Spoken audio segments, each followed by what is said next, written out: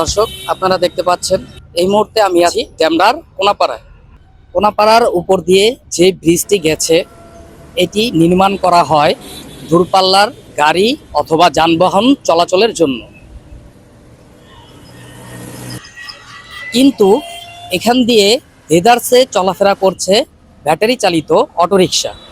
অথচ এই ব্যাটারি চালিত অটোরিকশাগুলি চলাচলের কারণে যদি কোনো দুর্ঘটনা ঘটে তাহলে এর দায় কে নেবে? মোহাম্মদ নাদিম ইসলাম, ঢাকা প্রাইম নিউজ, ডেমরা, কোনাপাড়া।